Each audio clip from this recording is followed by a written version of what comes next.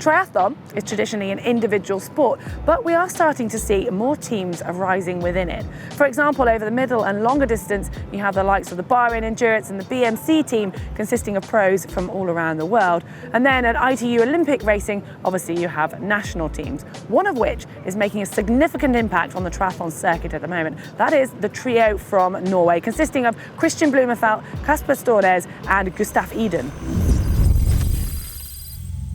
Obviously, tactics are important in any race, so much so in ITU racing that you might see a team member's role there purely to support the medal hopefuls in their team. But when it comes to the middle or longer distance racing, it's questionable as to how important these tactics are. That said, the swim is still draft legal, but on the bike there is a 12-metre draft zone in most races. Although having said that, you've probably heard myself and Mark and other athletes talk about that pace line. And that's because you can still get an advantage even though you're 12 metres behind. And we have seen several teams in the past, Great Britain as one of the examples, actually employ a domestique role whose team members there purely to help the other athletes. And I wanted to find out if this has ever been a tactic in the Norwegian team. No, not really. Our coach had never said that it's Gustav who's going to win or Kristian. So we can race for ourselves, but we use each other in the competition to get a good performance. I think we realize that if you're working together, it's easier to perform well. Like Kristian said, we can use each other in races, so that's easier for me to perform well. So it's about like racing as a team here. I think it's more like behaving as a team before the start and training and do the things before the start, which matters to do that as a team. And then we'll see if we can do something together in the competition, but I don't think it's going to be too much, actually.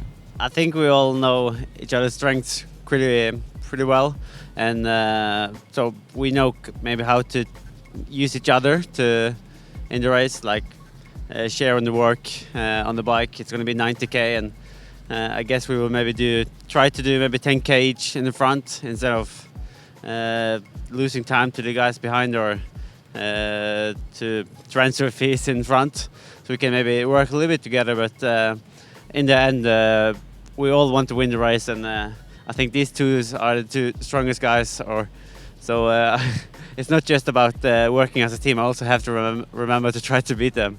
Racing together as a team is one thing, but training together is another matter. Now, it can be quite motivating because you see how hard the others are working and what shape they're in, but then it can also be pretty intense, and I certainly experienced that when I was an athlete. Well, I want to know if the Norwegian team train together, and if so, how that works. We train all the swimming sessions together back in Norway, and we have some of the other sessions, but we live quite spread out in Bergen, so I live outside of town, and they live like more centrum than me. So it's not too much together, but of course we have a lot of camps, so there we have almost every training session together. I think like our training philosophy is based by having very high volume. It's preparing us really well for doing 70.3 as well as Olympic distance. It's very like high volume and long threshold sessions. I enjoy the high volume, but it's our coach who says that we have to do as much, and we believe it ourselves that it is that much training who needs to get the best, or to be the best in the world and the best team. It's common to see a team of the same athletes competing at the WTS series and the ITU racing because they need to get points to qualify for the grand final. So you will likely see those Norwegian trio racing together. But when it comes to 70.3, planning your calendar is very different. And even if you're a pro competing on your own, it's still quite a tactical measure because now the qualification systems change. So you've either got to win at a smaller race or at a championship, it's top two that get a slot for the World Championships.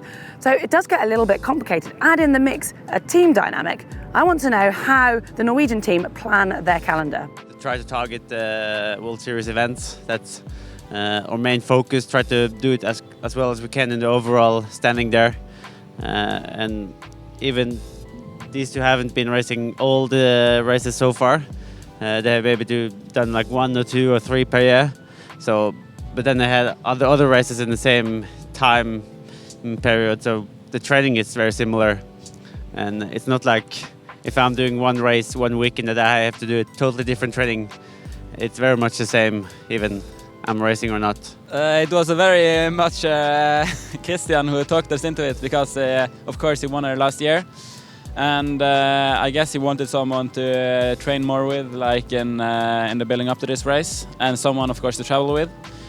So I think I agreed first, and then Casper came straight after and said he wanted to do this as well. And of course, our coach Arild, he pushed us to do it because I think he also wants to prove that his training is working for 70.3 and not only like the ITU races. So he wanted to prove himself as well.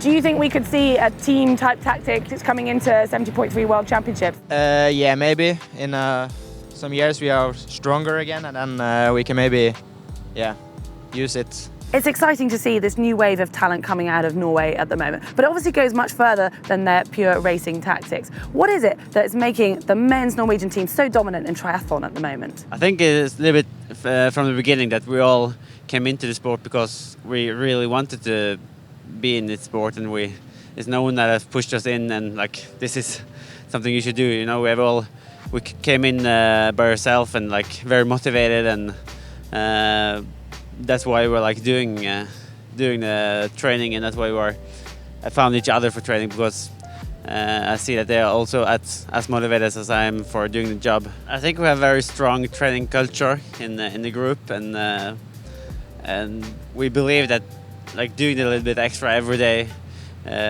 does make a difference in the long term.